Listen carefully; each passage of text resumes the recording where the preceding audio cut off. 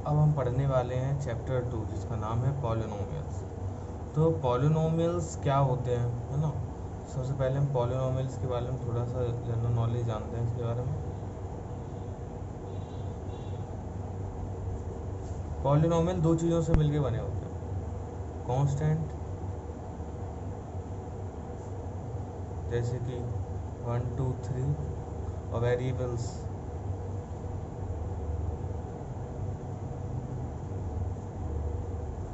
जैसे कि x Y Z जिनकी वैल्यूज़ हमें पता नहीं होती। मतलब पॉलिनोमियल में इसके अलावा और कोई थर्ड चीज़ हो नहीं सकती। तो आपकी लेवल पे फिर आगे जाके एंगल्स आ जाते हैं, है ना, ट्रिग्नोमेट्री रेशियो आ जाते हैं, पर अभी आपके में सिर्फ यही है। तो इनसे मिला के ये बनता है। तो अब जो पॉलिनोमियल्स होते हैं उनकी स्पेशलिटी क्या होती है। पॉलिनोमियल्स को अगर आपको पहचानना है तो उसमें कभी भी किसी वेरिएबल की पावर नेगेटिव नहीं होनी चाहिए। क्या नहीं होनी चाहिए? जैसे कि मैंने लिख दिया x की पावर -3, फिर लिख दिया 2x + 4, इसमें पावर नेगेटिव हो गई, यानी कि ये वेरिएबल, ये पॉलिनोमियल नहीं है। और कभी भी अंडर रूट में ना हो, जैसे ये लिखा x² + √x + 4, तो ये भी नहीं होना चाहिए। अंडर रूट में कह लो या फिर आप ऐसे कह लो x + 1/x + 4,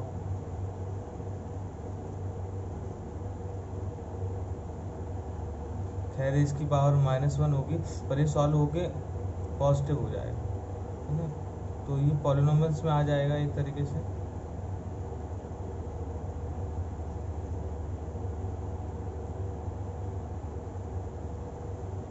पर ये फिलहाल पॉलिनोमियल में नहीं है, पर ये तब पॉलिनोमियल में होगा जब इसको हम जीरो कंक्लूड कर देंगे, मतलब कह देंगे कि इसकी जीरोस फाइंड करो, तब चीज़ अलग हो जाएगी। पर ये पॉलिनोमियल्स में नहीं आते। तो अब आते हैं एक्सरसाइज पे। आप पॉलिनोमियल कांस्टेंट वेरिएबल पढ़ लिए, अब मैं बात करता हूँ कोएफिशिएंट की। आपकी कोई जनरल इक्वेशन लिखी हुई है, तो कोई भी इक्वेशन लिखी है 2x² + 6x + 4। अब मैं आपसे कह दूँ what is the coefficient of x²,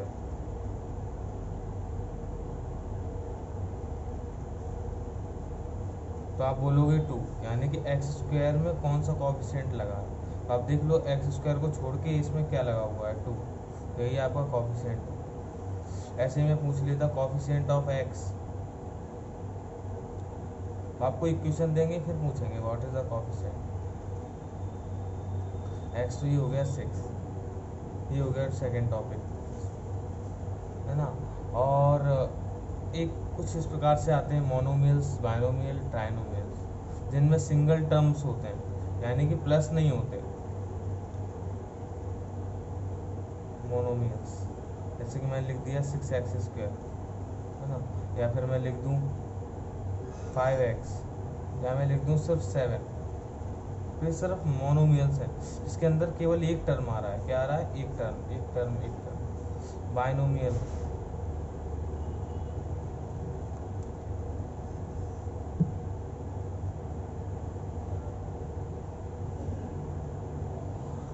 (5x² + 6, 6x² -3, है ना, 4x + 7, इनमें दो दो टर्म्स आ रहे हैं, बाइनोमियल। ऐसे ही ट्राइनोमियल में 3 आते हैं, और ट्राइनोमियल के बाद फिर 4 5 6, और जिसमें बहुत सारे टर्म्स आते हैं उसको पॉलिनोमियल बोलते हैं, है ना, जिसमें मैनी टर्म्स।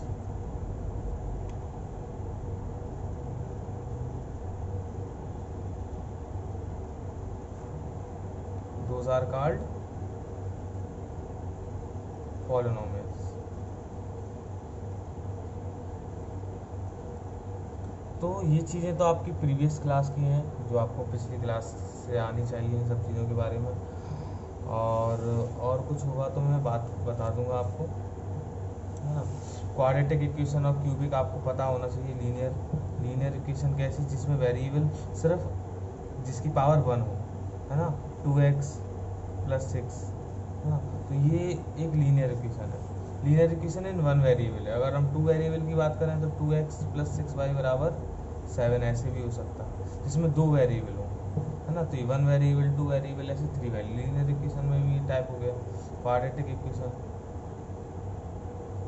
2x² + 6x + 4, ये क्वाड्रेटिक। क्यूबिक में आपने 8th क्लास में सीखे थे, है ना, क्यूबिक के फॉर्मूले जैसे a+b का होल क्यूब, और क्वाड्रेटिक में आ जाते हैं a+b का होल स्क्वायर। और लीनियर में 1 वेरिएबल होने की वजह से डायरेक्ट सॉल्व हो जाता है, उसमें कोई फॉर्मूला नहीं लगता क्यूबिक में। तो आप लिख सकते हो 3x³ + 6x² + 7x + 4, इस तरीके से ये हो गई क्यूब। तो मैं बस जनरल नॉलेज दे रहा हूँ सब चीज़ों के बारे में। अब आपकी एक्सरसाइज स्टार्ट करें।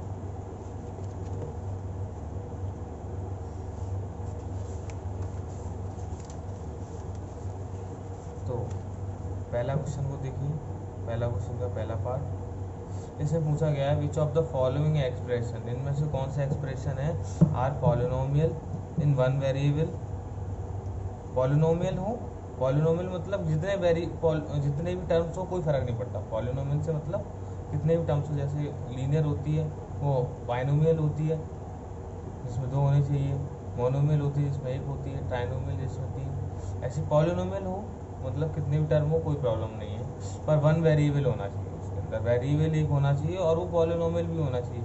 पॉलिनोमियल के लिए क्या कि पावर किसी भी वेरिएबल की पावर माइनस में नहीं होनी चाहिए और 2 वेरिएबल नहीं होने चाहिए। तो इसमें हो गया आपका पहला, देखिए पहला स्क्वायर लगा हुआ है ना, x। पहले तो पॉलिनोमियल्स में आता है, पॉलिनोमियल में 3 टर्म है कोई प्रॉब्लम नहीं है, पॉलिनोमियल है। पॉलिनोमियल तब है जब इसकी पावर पॉजिटिव है, सबकी पावर पॉजिटिव है, ये पॉलिनोमियल है। अब कहते हैं 1 वेरिएबल है, तो आपको 2 ही चीज़ें चेक करनी है, क्या ये पॉलिनोमियल है और फिर 1 वेरिएबल चेक करना है। तो पॉलिनोमियल के लिए 2 कंडीशन होते हैं।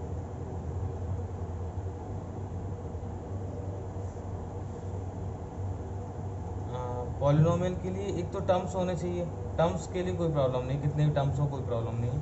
आपको ये देखना है इसकी पावर नेगेटिव नहीं होनी चाहिए। तो पावर नेगेटिव है क्या, पॉलिनोमियल है, नेगेटिव नहीं है ना, नेगेटिव नहीं है। या फिर कह सकते हैं इनकम्प्लीट होना, रूट के अंदर होना। तो ये पॉलिनोमियल है। अब देखना 1 वेरिएबल है या नहीं, तो इसके अंदर एक ही वेरिएबल है यानी कि x ही है, कोई दूसरा तो है नहीं x y z, तो ये 1 वेरिएबल भी है, 1 वेरिएबल। तो यानी कि ये टर्म पॉलिनोमियल इन 1 वेरिएबल है। तो yes, it is the expression are polynomial in 1 variable, it is polynomials in 1 variable। State reason for your answer, आप अपने आंसर का रीजन दीजिए। रीजन हमने दे दिया पॉलिनोमियल है ना, पॉलिनोमियल है यानी कि इसकी कोई पावर नेगेटिव नहीं है और 1 वेरिएबल होगा। कैसे होगा 1 वेरिएबल, कि इसके अंदर सिर्फ एक वेरिएबल है, ऐसा कुछ आपको करना नहीं है। सेकंड वाले में देखिए y² + रूट है किस पर है, कांस्टेंट पर है। कांस्टेंट पे रूट हो तो कोई प्रॉब्लम नहीं है, वेरिएबल पर नहीं होना चाहिए। तो आपका ऐसे 1 वेरिएबल है यानी कि सिर्फ y है, x नहीं है, तो ये 1 वेरिएबल। पॉलिनोमियल इसकी पावर पॉजिटिव है, वेरिएबल से की पावर से मतलब होता है, कांस्टेंट की पावर से मतलब नहीं होता। वेरिएबल की पावर पॉजिटिव है तो यानी कि ये है। तो आप इस तरीके से इसको देख लीजिए, ये वाला, इसमें ये t यहाँ रूट चढ़ा है 2 पे, t पे नहीं है कोई प्रॉब्लम नहीं है, पर यहाँ t पर रूट चढ़ा हुआ है। और किसी पर रूट चढ़ा होता है उसका मतलब होता है उसकी पावर 1/2, और किसी की पावर 1/2 हो गई तो पॉलिनोमियल नहीं रह गया।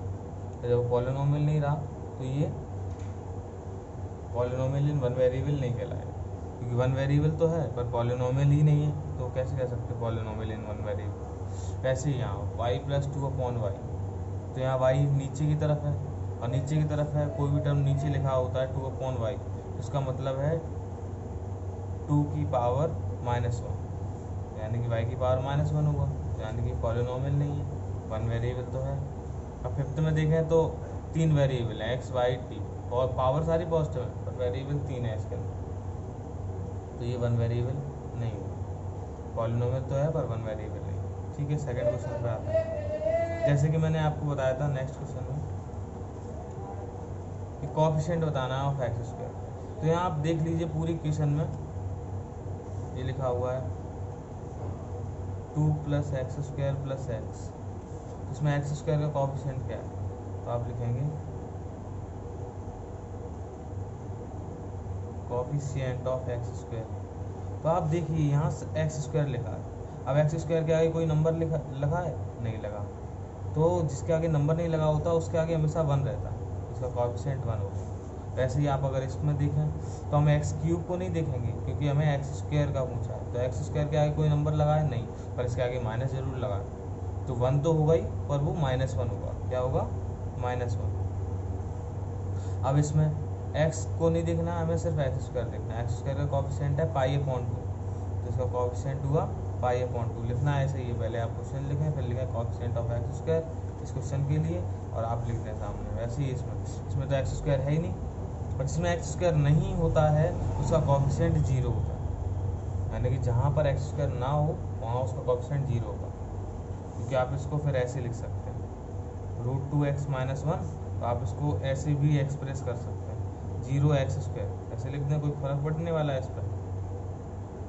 नहीं पड़ने वाला, क्योंकि यहाँ 0 है। 0 का मल्टीप्लाई x² हम करेंगे तो वो टर्म ही 0 कर देगा। इसका मतलब x² हमेशा एग्जिस्ट करेगा, पर उसका जो कोएफिशिएंट है वो नहीं होगा, वो 0 होगा। इस वजह से वो टर्म ही एग्जिस्ट नहीं करेगा। अब यहाँ पर बोला है गिव। अब थर्ड क्वेश्चन, जैसे कि मैंने बताया, give 1 example of binomial of degree 35 and monomial of degree 100। मतलब दो बताने, एक बाइनोमियल में बताना है जिसमें डिग्री हो 35। तो आप बना सकते हैं बाइनोमियल यानी कि 2 टर्म होने चाहिए। तो आप इस तरीके से लिख लीजिए x⁵ और फिर आप जो चाहे वो लिख दीजिए। चाहे आप ऐसे लिख सकते हैं x⁴ + 35 0। आपको मेन मतलब है कि उसकी जो वेरिएबल है उसकी, और जो सबसे बड़ा वेरिएबल है, मतलब जो जिसकी सबसे ज़्यादा पावर है वो 35 होनी चाहिए उस पूरे वेरिएबल में। तो इसमें पूरे में क्या है सबसे बड़ी पावर? 35। कोई नेगेटिव नहीं होना चाहिए। बाइनोमियल पूछा है तो 2 टर्म होनी चाहिए, मैंने 3 लिख दी, तो सिर्फ 2 टर्म लिख दिए। x⁴ आप इसकी जगह कुछ भी लिख सकते हैं, बस पावर नेगेटिव नहीं होनी चाहिए। कांस्टेंट लिख लो, x⁵ लिख लो, 5 लिख लो, 7 लिख लो, कुछ भी लिख लो। इस तरीके से आप मोनोमियल में पूछा है तो मोनोमियल में आप सीधे ही लिख सकते हो x⁴ ये सिंगल टर्म है और उसकी पावर 100 है। तो इस तरीके से आप कर पाओगे। बाइनोमियल और मोनोमियल 2 पूछे थे। देखिए चौथा, right the degree of the following polynomial. तो डिग्री से मतलब होता है उसमें जो वेरिएबल है उसकी हाईएस्ट पावर। तो आप फर्स्ट वाले में देखिए सबसे बड़ी पावर क्या है 3, तो इसकी डिग्री 3 हुई। इसमें देखिए हाईएस्ट पावर कितनी है 2, इसकी डिग्री 2 हुई। इसमें हाईएस्ट पावर कितनी है 1, तो इसकी डिग्री 1 हुई। इसमें हाईएस्ट पावर है ही नहीं, यानी कि वेरिएबल नहीं है, और जिसमें वेरिएबल नहीं होती उसकी डिग्री 0 होती है। क्या होती है? 0। तो आप उसमें कोई भी टर्म मान सकते हैं तो उसकी डिग्री 0 होगी। तभी किसी की पावर 0 होती है तो वैल्यू 1 मानी जाती है ना। तो उसमें कोई वेरिएबल होगा तो उसमें डिग्री उसकी 0 होगी। जिसमें सिर्फ कांस्टेंट होता है उसमें डिग्री 0 होती है। अब इसमें बोला गया है क्लासीफाई करो लीनियर, क्वाड्रेटिक एंड क्यूबिक। मैं बता चुका हूँ लीनियर जिसमें पावर 1 हो, क्वाड्रेटिक जिसमें पावर 2 हो मैक्सिमम, और क्यूबिक जिसमें पावर 3 हो। तो पहली आपकी क्वाड्रेटिक है, पावर 2 है। दूसरी आपकी क्यूबिक है क्योंकि इसमें पावर 3 है। इसमें पावर 2 है तो क्वाड्रेटिक, इसमें पावर 1 है तो लीनियर, इसमें पावर 1 है तो ये लीनियर, और इसमें पावर 2 है तो ये क्वाड्रेटिक, इसमें पावर 3 है तो ये क्यूबिक। इस तरीके से आपकी एक्सरसाइज खत्म हुई। आपकी नेक्स्ट एक्सरसाइज कराते हैं 2.2। तो यहाँ पर बोला गया है find the value of the polynomial at x = 0। तो आपको क्या करना है, आपको एक इक्वेशन दी है 5x - 4x² + 3। इस तरीके से इक्वेशन दी है तो यहाँ पहले ही क्वेश्चन में बोला है कि आपको इसी इक्वेशन में x बराबर 0 पुट करो। तो आप यहाँ जब 0 पुट करेंगे x की जगह पर, तो ये भी टर्म 0, ये भी 0 और ये 3, फाइनल में आ गया आपका 3। ऐसे ही आप जब सेकंड वाले को लेंगे, आपको दिया है, आप हर x की जगह -1 लिखेंगे, -1 -4 -1 का स्क्वायर प्लस 3। तो 5 का -1 में मल्टीप्लाई होगा तो -5, और -1 का स्क्वायर +1 होता है, और +1 का 4 में करोगे तो -4 + 3, तो 5 4 9 + 3 यानी कि -6। पेज में नहीं आया तो यहाँ में आपको x की जगह पर -1 रखना है और सॉल्व करते जाना। 5 का -1 में -5, -1 का स्क्वायर करोगे तो प्लस वही 1 हो जाएगा, कि -1 × -1, माइनस माइनस क्या हो गया +1। अब प्लस तो हम लिखते नहीं तो 1 ही लिखेंगे, और 1 का हम डायरेक्ट ही मल्टीप्लाई कर दिया 4 में, और माइनस इसके आगे था ही, तो 3, 5 और 4 दोनों माइनस के हैं, इसलिए माइनस का 9 + 3, और 9 और 3 सॉल्व करेंगे तो -6 हो गया। आगे बात करते हैं। तो आप इस तरीके से x की पावर 2 रख दीजिए और आपका आंसर आ जाएगा, कोई प्रॉब्लम नहीं होगी। अब इसी प्रकार से हम सेकंड क्वेश्चन पे बात करते हैं। सेकंड क्वेश्चन में भी यही करना है, आपको बस ये है कि आपको एक एक में 3-3 सॉल्व करने हैं, है ना। जैसे आपको मैं लास्ट वाला बता दे रहा हूँ, क्योंकि आपको कठिन वाला बताऊँगा तो आपको ज़्यादा अच्छा है। अब ये px लिखा है, अब आपसे पूछा गया p0 p1 p2, तो आपको अगर p0 निकालना है तो आप x की जगह 0 है तो यहाँ पर भी x की जगह 0 रखिए, 0 - 1 और 0 + 1, यानी कि -1 0 -1, इसमें -1 रह गया, इसमें रह गया 1 और ये -1 आ गया। p1 रखोगे तो 1 - 1 1 + 1, तो 1 में से 1 गया 0 और ये 2, तो क्या आ गया 0। और जब आप p2 रखोगे 2 - 1 2 + 1, तो 1 × 3 यानी कि 3।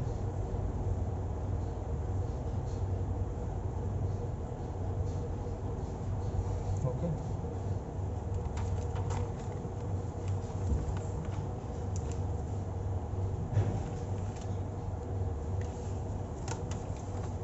तो अब हम आगे आपको बताते हैं।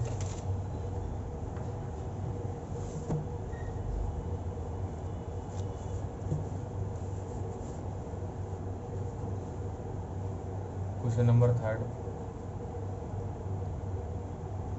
वाले में बोला गया verify whether the following are 0 of the polynomial indicated against them.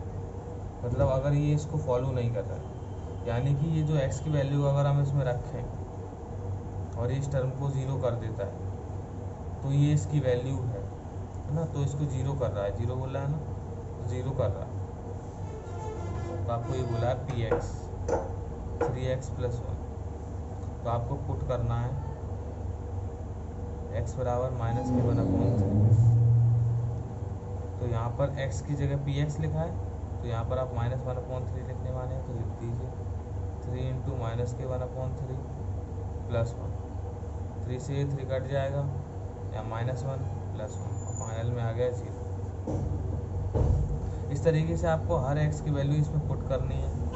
आपको x की जगह जरूरी नहीं है हर बार वैल्यू मिले, आपको x की जगह पॉइंट में भी वैल्यू मिल सकती है, जैसे -m/l मिला है, मैं इसको बता दे रहा हूँ। आप यहाँ px की जगह रखेंगे -km/l,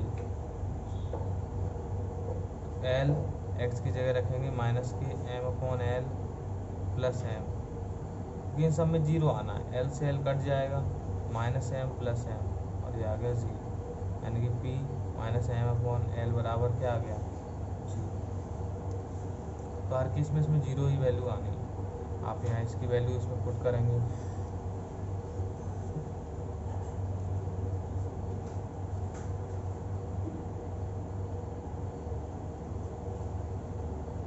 तो px बराबर 3x² - 1, तो यहाँ पर वैल्यू आपकी आ गई। आप यहाँ पर x की जगह 2 वैल्यू दी हैं, तो आप दोनों को एक ही करके रखेंगे। तो पहले रखेंगे p बराबर माइनस की 1/√3। तो आप यहाँ एक्स की जगह क्या रखेंगे, माइनस की 1/√3 का स्क्वायर -1। आपको पता है किसी नेगेटिव नंबर का स्क्वायर करोगे तो पॉजिटिव हो जाएगा, और स्क्वायर से यहाँ देखो 1 पे दोनों पे स्क्वायर होगा, ऊपर भी और नीचे, तो 1 का स्क्वायर 1 ही रहने वाला है, और √3 का स्क्वायर, देखिए समझने की कोशिश कीजिए, √3 का स्क्वायर से रूट कट जाता है तो सिर्फ 3 रह जाएगा, -1, 3 से 3 कट गया, 1 - 1 यानी कि 0। इस तरीके से आप जब ये वैल्यू रखेंगे 2/√3,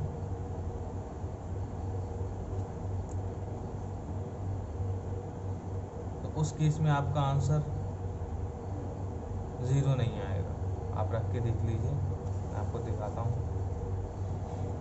जब आप p बराबर 2/√3 यूज़ करेंगे तब आएगा 3 × 2/√3 पावर 2 - 1। तो 2 का स्क्वायर 4, और √3 का स्क्वायर जैसे कि मैंने बताया रूट से स्क्वायर कट जाता है 3 - 1, 3 से 3 कट गया 4 - 1, और आपका आ गया 4 - 1, यानी कि आपका आ गया 3। तो इस केस में ये 0 नहीं होगा। फिर फर्स्ट केस के लिए अलाउ है, सेकंड केस के लिए नहीं। आपको सॉल्यूशन भेजा है, आप उसमें लिखने के तरीके भी देख सकते हैं, कोई डाउट हो तो उसमें देख सकते हैं आप। वैसे तो मैं आपको एक्सप्लेन कर ही रहा हूँ। अब यहाँ पर भी आपको 0 फाइंड करना है, तो इसका देखिए मैं तरीका बता रहा हूँ।